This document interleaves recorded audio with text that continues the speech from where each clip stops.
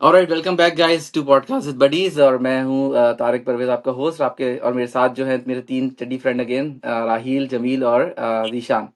तो गाइस, सबसे पहले बात करेंगे हम साउथ अफ्रीका वर्सेस न्यूजीलैंड वाले गेम के ऊपर, जिसमें ऑलमोस्ट 90% जो आवाम थी वो उनको तो पता था कि साउथ अफ्रीका इज फेवरेट। बहुत कम लोग थे ऐसे जिनको लगता था कि शायद न्यूजीलैंड कुछ कर दे और ये कर दे, लेकिन जिस तरह का गेम हुआ, nobody was expecting it like that कि वो रिजल्ट ऐसा होगा, राइट। तो सबसे पहले राहील, आपसे मैं पूछूंगा कि जो साउथ अफ्रीका से जितनी बड़ी उम्मीद थी कि चोकर्स का जो उनका ऊपर लेबल लगा हुआ है, उनको क्या गलतियां की साउथ अफ्रीका ने कल के गेम में? यार आई थिंक पता नहीं क्यों इनकी। मैं जब साउथ अफ्रीका की वो पास्ट परफॉर्मेंस भी देख रहा था कि इनके एक्चुअली दो वर्ल्ड कप से दो मैच हारे हैं। और एक जो फाइनल हारे थे हाँ। 2024 में, और एक अभी हारे हैं।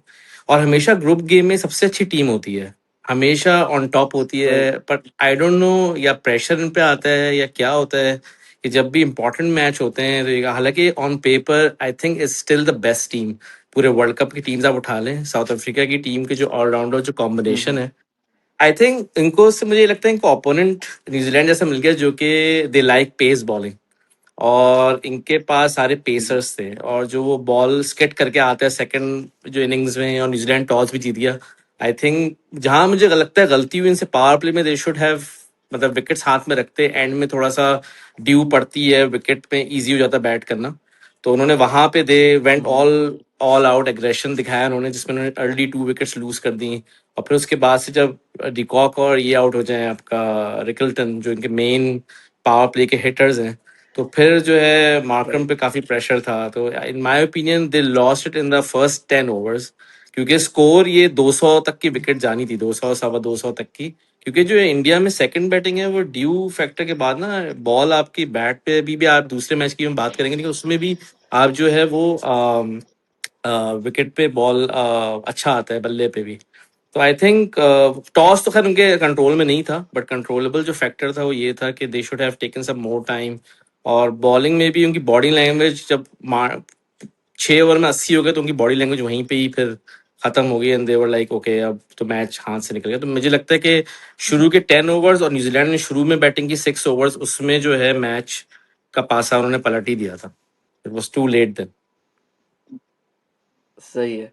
हाँ, बिल्कुल I agree with you on that कि बिल्कुल साउथ अफ्रीका ने जो पावर प्ले में स्ट्रगल किया, उससे जो है ना काफ़ी वो पहले ही बैकफुट पे आ गए थे। हम्म। तो जमील यार, ये बताओ, मुझे मुझे लगता है कि देखो, मैच तो ओवरऑल साउथ अफ्रीका ने काफ़ी रिकवर भी किया आखिर के 5-6 ओवर्स में, जो है जब मार्को जेंसन ने स्लॉक करना शुरू किया था। I think it was a little too late, but he had no choice क्योंकि विकेट्स पहले जल्दी गिर चुकी थी। लेकिन उसके अलावा जब न्यूजीलैंड ने स्टार्ट किया, डिड यू एक्सपेक्ट कि ऐसा ऐसा चीज़ होगा? यार आई एक्सपेक्टेड, क्योंकि आई थिंक मोमेंटम थोड़ा सा शिफ्ट हुआ था। अगर तुम देखो कि एंड लग रहा था कि न्यूजीलैंड की तरफ मोमेंटम है, और फिर साउथ अफ्रीका मार्को यानसन ने जो है वो जबरदस्त किया। आई थिंक मैट हेनरी ने लास्ट ओवर काफी बेहतर किया था, जो सही। हाँ। लास्ट 20th ओवर था। तो मोमेंटम शिफ्ट इन तरह के गेम्स में जो शॉर्टर फॉर्मेट है उसमें काफी इंपॉर्टेंट होता है। और राहील की बात को मैं कंटिन्यू करूंगा कि मेरे नजदीक मार्करम और मिलर से सबसे बड़ी गलती हुई है। मेरे नजदीक दोनों सीनियर प्लेयर्स हैं। I think Miller definitely shouldn't have taken the chance. उसने शायद फैंसी किया था कि लेफ्ट आर्म में मैचअप है, तो आई थिंक रविंद्र पे उसने हिट मारने की कोशिश की थी, and he new right away right. जब हिट ऊपर गई थी that he has made a mistake.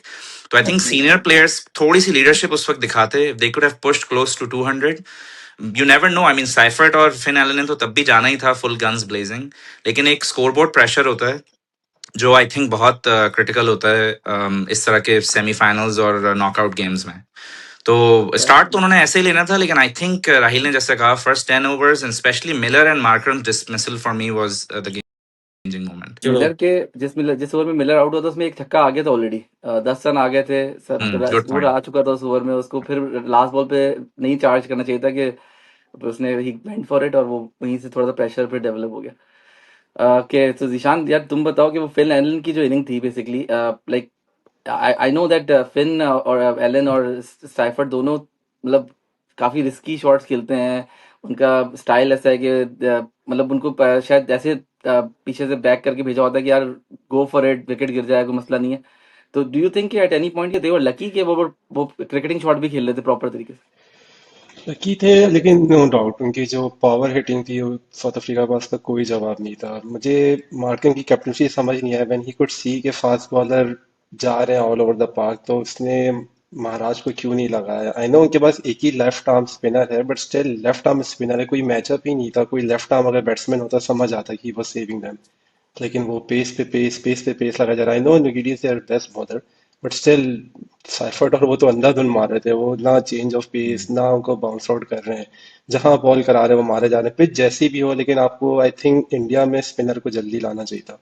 और डू यू थिंक कि मार्कम खुद भी एक आध ओवर करा सकता था बीच में for a yes and change? No both, लेकिन फॉर अ चेंज कर सकता था कि भाई चलो पावर प्ले के बाद ही एटलीस्ट अपने आप को लिया। लेकिन महाराज तो परफेक्ट मैचअप था कि लेफ्ट आर्म बॉलर है भाई, आप लेकर आओ इसको, मोमेंटम ब्रेक करो। बहुत अगर ग्रेट एक ही निकला। विकेट होती तो मैं ये नहीं कहता कि मैच जीत जाता साउथ अफ्रीका, बट एटलीस्ट एक मैच तो होता। ये तो बिल्कुल वन साइडेड ही इन्होंने स्वीप कर दिया बिल्कुल। मैंने ऐसी inning in a semifinal, that too against a big opposition, यानी साउथ अफ्रीका कोई हल्की ऑपोजिशन नहीं, they are the favourites right.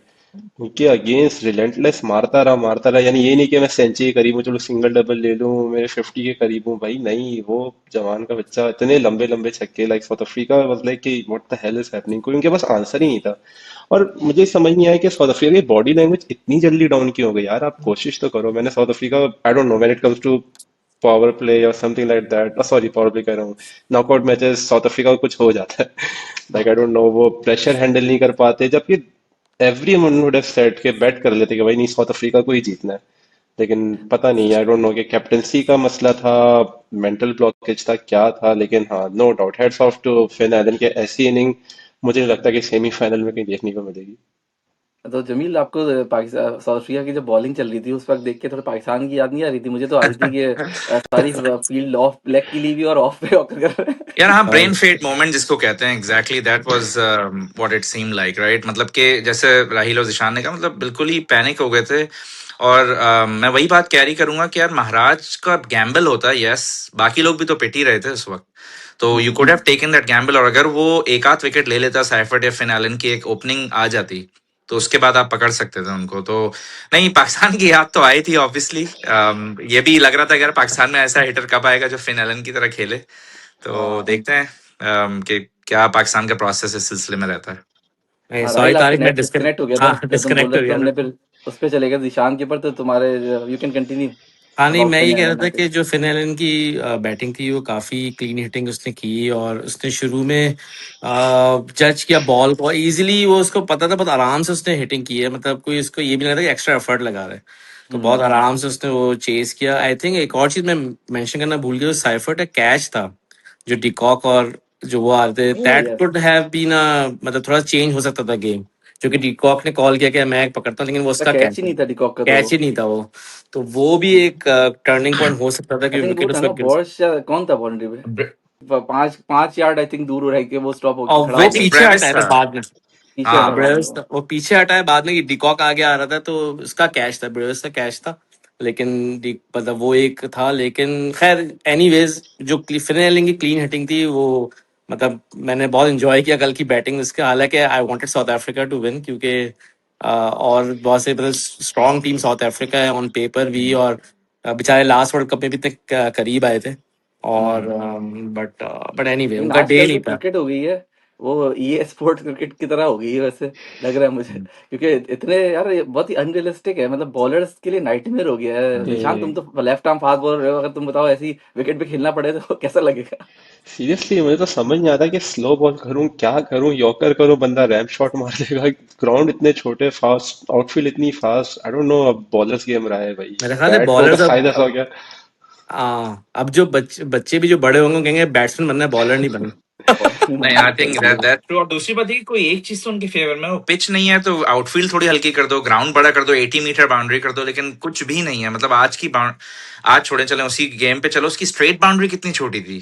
जो हाँ, कोलकाता की है स्ट्रेट बाउंड्री, लिटरली मतलब वो शॉट मारते थे, कैमरा जूम आउट होता था, ऐसा लगता था अभी छक्का ही हो रहा है बस। छक्का ही है। हाँ, और मिस मिस सेट भी छक्के हो रहे होते। हाँ, मैसेज भी एनीवे, चलो ये मैच तो खैर साउथ अफ्रीका का हार गया और न्यूजीलैंड फाइनल में पहुंच गया है।